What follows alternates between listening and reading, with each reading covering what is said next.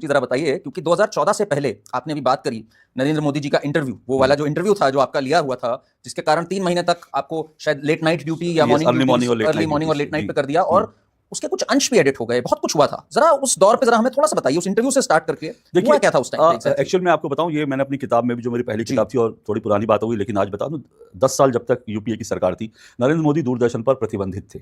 नरेंद्र मोदी को दूरदर्शन पर नहीं दिखाया जाता, मुख्यमंत्री होने के बावजूद नहीं दिखाया जाता था। न सिर्फ दिल्ली में बल्कि गुजरात तक में। आप सोचिए कि गुजरात में, जहां पर कि गुजरात सरकार का विज्ञापन मिलता था दूरदर्शन को, जो रीजनल सेंटर था, वहां पर नरेंद्र मोदी को नहीं दिखाया जाता था। लगभग ब्लैकआउट था। थोड़ा बहुत जो सरकारी चीजें होती गुजरात में दिखाई, गुजरात में भी बैन थे, गुजरात में भी बैन थे, मतलब वहां पर भी जो है दूरदर्शन पर, और अगर दिखाया जाता था तो उनके खिलाफ एक अलग तरह का प्रोपेगेंडा होता था जो चलता था। मैं मुझे अच्छी तरह से याद है, जब सरकार, जब यूपीए की सरकार आई, तो हमारे यहाँ पर दूरदर्शन में एक स्पेशल सेल बना था, और उसको मैं फिर कह रहा हूं, मैंने अपनी किताब में ये सारा विस्तार से, जो पहली मेरी किताब थी उसमें लिखा था, दूरदर्शन में एक स्पेशल सेल था। उस स्पेशल सेल में मैं खुद देखता था कि तीस्ता सी तलवार आती थी। उस स्पेशल सेल में ये प्लान होता था कि कैसे नरेंद्र मोदी के खिलाफ, गुजरात के खिलाफ जो है एंटी वो करनी है, कैसे उसके खिलाफ प्रोपेगेंडा न्यूज बनानी है, तो ये सब कुछ वहां बैठकर तय होता था। तो नरेंद्र मोदी को लगभग प्रतिबंधित कर रखा था। इन सबका आना जाना था तीस्ता सी तलवार, तो मैंने खुद कई बार देखा वहां पर, वो स्पेशल सेल में, वहां पे पूरी प्लानिंग होती थी, तो वो वहां पर आती थी। मतलब वो एक एक्सटेंडेड आर्म थी। एग्जैक्टली, बिल्कुल वो एक्सटेंडेड आर्म थी, क्योंकि हम लोग तो उस कमरे में जाते नहीं थे जहां पर सारी प्लानिंग होती थी, हम लोग का अलाउड नहीं था। तो वहां पर जो है सरकार के प्रचार का काम होता था, और दूसरा काम वहां पर कैसे मोदी को रोकना। और मुझे लगता है उसके पीछे कहीं ना कहीं एक थॉट थी, कांग्रेस को ये लग रहा था कि शायद भाई नरेंद्र मोदी उनके लिए खतरा हो सकते हैं, तो नरेंद्र मोदी को कैसे दिल्ली आने से रोकना, उसकी पूरी प्लानिंग उनकी वहां पर होती थी। तो यहां तक कि मैं फील्ड रिपोर्टिंग उस समय काफी करता था, और मैंने गुजरात में भी लगातार चुनाव कवर किए थे। लेकिन उसके बाद मैंने देखा कि, मुझे साल याद नहीं, लेकिन उसके बाद 2 गुजरात के चुनाव ऐसे हुए जहां पे मुझे रिपोर्टिंग के लिए भी नहीं भेजा गया, और उसके पीछे सीधा सा उनका पर्पस था कि भाई ये आदमी जाएगा तो क्या रिपोर्ट करेगा। तो वो जिनको भेजते थे अपने प्लानिंग के हिसाब से भेजते थे कि ये रिपोर्ट गुजरात से आनी चाहिए, उस हिसाब से भेजते थे। तो 2014 में क्या हुआ, मुझे मेरी थोड़ी बहुत जान पहचान नरेंद्र मोदी जी से पहले से थी, ऐसे कि जब वो गुजरात में एक छोटा सा बीजेपी का दफ्तर था कानपुर में, तो वहां पर मेरा 2-4 बार मुलाकात हुई थी। और जब वो मुख्यमंत्री बन गए तब भी मेरी थोड़ी बहुत मुलाकात थी उनसे। 2-4 बार मैं जब भी गुजरात जाता था उनसे मिलने की कोशिश करता था, मुख्यमंत्री के तौर पर, क्योंकि मैं रिपोर्ट तो कर नहीं सकता था, उनकी रिपोर्ट करूंगा तो लगेगी कहाँ। तो लेकिन उनका कर्टसी कॉल हमेशा आता था, कि पूछते थे, हमेशा फोन पे पूछते थे कैसे हो अशोक, अगर मुलाकात नहीं भी हो पाती थी। तो 2014 का समय था। उस समय क्या हुआ कि सब मीडिया में नरेंद्र मोदी उस समय, क्योंकि बीजेपी ने उनको प्रोजेक्ट कर दिया था, पूरे मीडिया में छाए हुए थे, सब उनके इंटरव्यू के लिए दौड़ रहे थे। मतलब दुनिया में हर बड़ा पत्रकार उनका इंटरव्यू करना चाहता था। तो मैं जो छोटा सा मेरी टीम थी, मेरी टीम के लोग मेरे से कहने लगे कि अरे अशोक जी, आप क्यों नहीं ट्राई करते मोदी जी का इंटरव्यू, आपकी तो जान पहचान है, आपको शायद इंटरव्यू मिल जाए। तो मैंने कहा यार मेरी जान पहचान है, लेकिन दूरदर्शन पे इंटरव्यू चलेगा कहाँ, मैं इंटरव्यू उनका मारूंगा, चलाऊंगा कहाँ। तो फिर मुझे किसी ने एक दिन बताया कि सर वो फलाना 2 हमारे यहाँ से रिपोर्टर और एंकर हैं, वो उनका ट्राई कर रहे हैं इंटरव्यू। तो मुझे हैरानी हुई, मुझे पता चला उन्होंने कुछ चिट्ठी भी भेज दी है मोदी जी के यहाँ। तो मुझे हैरानी, मैंने कहा अच्छा इंटरव्यू के लिए कोशिश करना है और परमिशन मिली है क्या। तो मैं हमारे डीजी थे उनके पास गया, मैंने डीजी से कहा, खान, अब उनकी डेथ हो गई, खान साहब थे, तो मैंने खान साहब से पूछा, मैंने कहा सर मुझे पता चला कि मोदी जी के इंटरव्यू के लिए कुछ लोग प्रयास कर रहे हैं। तो उन्होंने अनमने मन से कहा हाँ 1-2 लोगों ने कोशिश कर रहे हैं, अपने मिल जाएगा तो देखते हैं। तो मैंने कहा सर मैं कोशिश करूँ, तो उन्होंने कहा ठीक है करो। तो उन्होंने ऐसे, तो उसके पीछे मुझे लगता है उन्होंने ऐसे कहा होगा, उनको पता होगा मिलेगा होगा थोड़ी।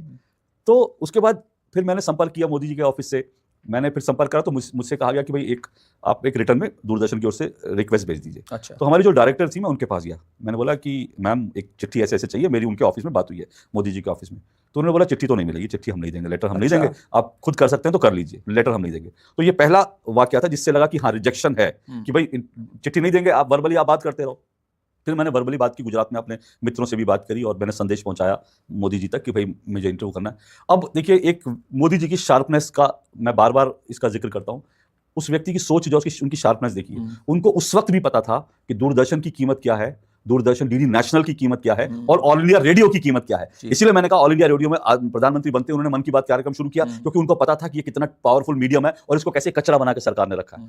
तो मेरे से पहला सवाल हुआ कि क्या ये इंटरव्यू डीडी नेशनल पर जाएगा। अच्छा। अब डीडी नेशनल का मतलब यह है कि आप टारगेट कर रहे हो कि देश के कोने में कोई गरीब आदमी, दूर की जहां पर कोई चैनल नहीं है, कोई केबल नहीं है, लोग टीवी चलाते हैं, अपने एंटीना से टीवी देख लेते हैं, वो वहां तक अपनी बात पहुंचाने के लिए उनको दूरदर्शन एक मंच दिखा। तो मैंने कहा सर मैं प्रयास करूंगा, लेकिन डीडी न्यूज पे तो जाएगा, और डीडी न्यूज का भी रीच और नेटवर्क वैसा ही है। अचानक से मुझे उसके इंटरव्यू के लिए कॉल आ गया। अब जब कॉल आ गया तो मैंने अपनी टीम को बोला और फटाफट हम लोग पहुंचे वहां पर। जब पहुंचे तो इंटरव्यू, खैर हमको आधा घंटा दिया था इंटरव्यू, आधे घंटे का समय था, लेकिन वो 1 घंटा करीब पूरा इंटरव्यू हुआ। और इंटरव्यू होने के बाद मैंने वहीं से वो टेप वेब सब मैंने तुरंत फीड कर दी। अब जैसे ही मैंने फीड कर दी उसके बाद से मतलब कोई भी चैनल होता तो उसको तुरंत एयर कर देता, प्रोमो चलाता। लेकिन क्या हुआ मुझसे भी मैंने जब भेज दिया तो मुझे लगा कि शाम तक इंटरव्यू चल जाएगा।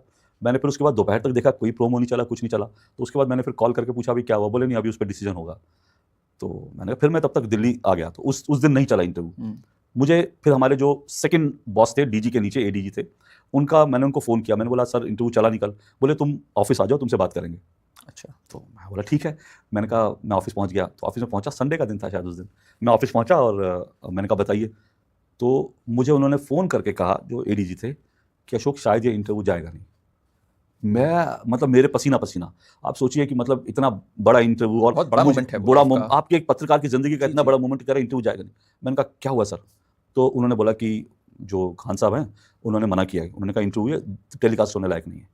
अच्छा। तो क्यों टेलीकास्ट होने लायक नहीं? ये मुझे नहीं मालूम क्यों। अच्छा, तो ये इंटरव्यू टेलीकास्ट होने लायक नहीं। मैंने कहा टेलीकास्ट होने लायक नहीं है। फिर मुझे पता चला, मुझे एक और आदेश आता है। जिस रूम में मैं बैठा था उस रूम से थोड़ा सा आगे हमारी एडिटिंग सूट था जहां पर एडिटिंग हो रही थी। तो मैंने कहा सर मैं एक बार देखना चाहता हूँ। तो मुझे कहा गया कि जहां एडिटिंग हो रही है you are not allowed to go there.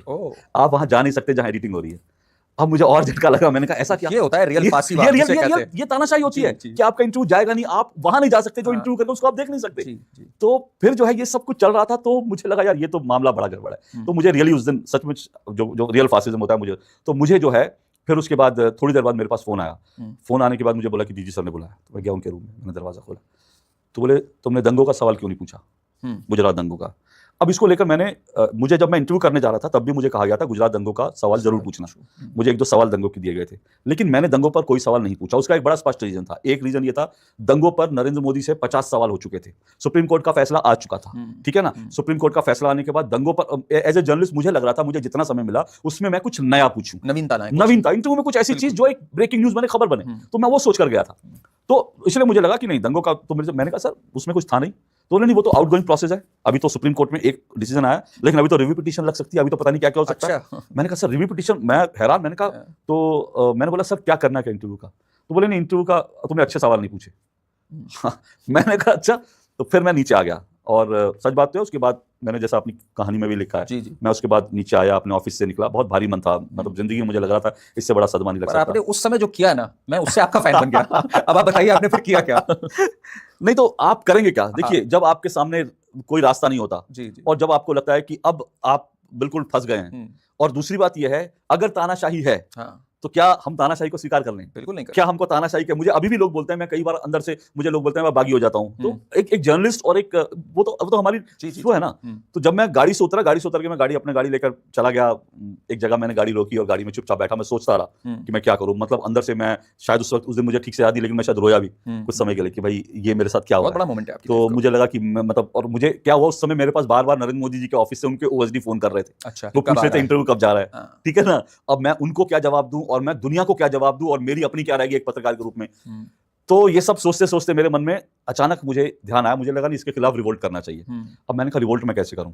तो एक सोशल मीडिया हैंडल है और वो मीडिया न्यूज रूम की जो है इनसाइट ट्वीट करते थे, उनका अच्छा खासा हैंडल चल रहा था। अब तो वो हैंडल नहीं है उस हिसाब से, तो वो मुझे डीएम करते थे अक्सर, मतलब कुछ भी न्यूज रूम के बारे में। तो मैंने उनको डीएम किया, मैंने कहा मेरे पास एक खबर है कि आप चलाएंगे? मैंने कहा, उन्होंने पूछा क्या? मैंने बोला मैंने नरेंद्र मोदी का इंटरव्यू किया और वो डीडी पर टेलीकास्ट करने से रोक दिया गया। तो वहां से व्हाट शॉकिंग, मतलब मोदी का इंटरव्यू जो दुनिया करना चाहती है, दुनिया देखना चाहती है, आप कह रहे हो जाएगा नहीं? तो उन्होंने कहा कि पूरा डिटेल भेजो। मैंने डिटेल भेजा। तो उन्होंने कहा कि मैं इसको अभी ट्वीट कर रहा हूँ, लेकिन आप रीट्वीट मत करना वरना आप फंस जाओगे, ठीक है। तो मैंने कहा ठीक है। तो मैंने दे दिया और क्या हुआ कि उन्होंने ट्वीट कर दिया। जैसे उन्होंने ट्वीट किया जंगल में आग जैसा, आधे घंटे में वायरल, भयंकर वायरल। हम लोग सब तक आ गई थी ये बात कि भयंकर वायरल क्या हो गया। तो जैसे ही वो वायरल हुआ, उसके बाद मेरे पास पहला फोन जो आता है वो अभी जो जवाहर सरकार है, जो सीईओ हैं, क्योंकि वो भी उस समय गेम खेल रहे थे एज ए ब्यूरोक्रेट। उनको समझ आ रहा था जवाहर सरकार को कि अब सरकार जो है बदल रही, और वो अंबिका सोनी के एंटी थे उस वक्त। अंबिका सोनी वगैरह जो है, अंबिका सोनी उस वक्त, अंबिका सोनी नहीं, आनंद शर्मा थे, हाँ आनंद शर्मा थे, सॉरी। अंबिका सोनी के वो मनीष शर्मा के एंटी थे, आई एम सॉरी। वो मनीष मनीष तिवारी आईएनबी मिनिस्टर, मनीष तिवारी के एंटी थे, और उनके बीच एकदम ऐसे थे। वो मनीष तिवारी को कैसे डाउन करना है, कैसे करना है, वो सब करते रहते थे। तो जवाहर सरकार को उसमें लगा कि ये मेरे राजनीति करने का वक्त है। उनके ऑफिस से मेरे पास फोन आया, कह रहे तुमने इंटरव्यू किया, तुमने बताया नहीं। अब बताया नहीं मतलब ऐसा कैसे हो सकता है कि सीईओ को पता ना हो इंटरव्यू मैंने किया? तो मैंने बोला जी वो तो इंटरव्यू मैंने करा था और वो इंटरव्यू जान नहीं रहा है। बोला अच्छा हम बात करते हैं वो करके। तो उन्होंने जो है कहा कि हम देखेंगे। उसके बाद मेरे पास कॉल आता है डीजी ऑफिस से, ये मीडिया वॉचर कौन है जिसने ट्वीट किया था? मैंने कहा सर मुझे नहीं मालूम। तो फिर वहां से फोन रख दिया जाता है। उसके बाद क्या होता है कि उसके बाद तब तक जो है, अब बात जब हो गई तो फिर मजबूरी थी, अब तो आप नहीं करेंगे तो आपको जूते पड़ने ही पड़ने हैं। तो फिर उसको इंटरव्यू को जो है ये हुआ कि इंटरव्यू चलाया जाएगा। फिर मेरे पास दोबारा एडीजी जिन्होंने मुझे, जो मेरे साथ में थे, जो मेरे सपोर्ट में थे, उन्होंने मुझे फोन करके कहा कि अशोक बवाल हो गया बड़ा और इंटरव्यू कहा नहीं हमारा पुराना काम ये करना। तो उन्होंने कहा कि इंटरव्यू तो जाएगा, अभी एडिट हो रहा है, एडिट होगा। तो जैसे ही वो पता चला मुझे इंटरव्यू जा रहा है तो मुझे थोड़ा लगे, लेकिन इंटरव्यू को काट छाट करके 55-56 मिनट का इंटरव्यू उसको 25-26 मिनट का कर दिया गया। काफी काट दिया था बहुत, मतलब बुरी तरह से। और उसमें से वो हिस्से काटे गए थे जो हिस्से मतलब वायरल कंटेंट के थे, और जो न्यूज वर्दी थे, जो प्रियंका गांधी से जुड़े थे, जो अहमद पटेल से जुड़े थे, वो हिस्से काट दिए गए, इंपॉर्टेंट हिस्से काट दिए गए उसके। तो वो एडिट करके तो फिर मुझे कहा, तो मैंने प्रोमो, फिर उसके बाद थोड़ी देर में प्रोमो चल जाएगा, तो मैंने फिर सीईओ ऑफिस को मैंने जवाहर सरकार को एक बार मैंने थैंक्स कर दिया कि हाँ जी इंटरव्यू जा रहा है, थैंक यू। तो उसके बाद वो इंटरव्यू, तो फिर मैंने उनके ओएसडी को, मोदी जी के ओएसडी को भी बता दिया कि इंटरव्यू टेलीकास्ट होने वाला है, इतने बजे टेलीकास्ट होगा। तो ये सब मैंने कर दिया। फिर क्या हुआ कि वो इंटरव्यू जब टेलीकास्ट हुआ तो उस दिन तो फिर बवाल हो गया, क्योंकि दूरदर्शन पर गया। और अच्छा, मैं यहाँ पर एक चीज़ और बोल दूँ, जी, इससे, क्योंकि ये इंटरव्यू जाए, इस इंटरव्यू से पहले हम लोग राहुल गांधी का इंटरव्यू भी ट्राई कर रहे थे। अच्छा, दूरदर्शन ट्राई कर रहा था। इनफैक्ट ये बात है अप्रैल की, जब मोदी जी का इंटरव्यू हुआ। वो एक और इंटरव्यू भी तो देके बैठे हुए थे। हाँ, वो अप्रैल की बात थी। लेकिन जनवरी से राहुल गांधी के इंटरव्यू के लिए कोशिश की जा रही थी। अच्छा। और उसके लिए मुझे ही कहा गया था कि मैं इंटरव्यू के लिए क्वेश्चंस प्रिपेयर कर लूं, राहुल गांधी का इंटरव्यू करने के लिए। जनवरी की बात है। तो राहुल गांधी का जनवरी 2014, तो राहुल गांधी के इंटरव्यू के लिए मैं तैयारी करके बैठा था। और मैंने खुद राहुल गांधी के ऑफिस में, उस वक्त शायद कनिष्क थे, राहुल गांधी का पीआर देखते थे, मैंने खुद कनिष्क को कई मैसेज किए थे, मैंने खुद कई SMS मेल डाले थे। तो एक बार की ये भी हुआ, मुझे ये कहा गया कि भाई नरेंद्र मोदी का इंटरव्यू हम इसलिए नहीं चला रहे क्योंकि राहुल गांधी ने इंटरव्यू नहीं दिया। तब मैंने कहा राहुल गांधी के ऑफिस में मैं 7-8 बार मेल भेज चुका हूं, मैं मैसेज कर चुका हूं, अगर राहुल गांधी इंटरव्यू नहीं देंगे तो क्या हम नरेंद्र मोदी का इंटरव्यू टेलीकास्ट नहीं करेंगे? ये कहां की बात हुई? हमने तो राहुल गांधी को रोका नहीं, हम तो कह रहे हैं 2 इंटरव्यू। लेकिन राहुल गांधी का, क्योंकि अर्नब गोस्वामी वाला गुफ अप हो चुका था, इसलिए अर्नब गोस्वामी उनकी अच्छे से धुलाई हो चुकी थी, तो इसलिए उन्होंने, राहुल गांधी की टीम ने तय किया था कोई इंटरव्यू नहीं देंगे। ठीक है, विनाशकारी विपरीत बुद्धि को कहते हैं ना, आपको देने के बजाय वो चले गए वहां पे, कहते हैं ना मगरमच्छ के मुंह, वो शेर के मुंह में जाके उन्होंने अपना सर दे दिया। तो ठीक है, तो वो जो है फिर तो खैर ये हुआ कि इंटरव्यू टेलीकास्ट हो गया।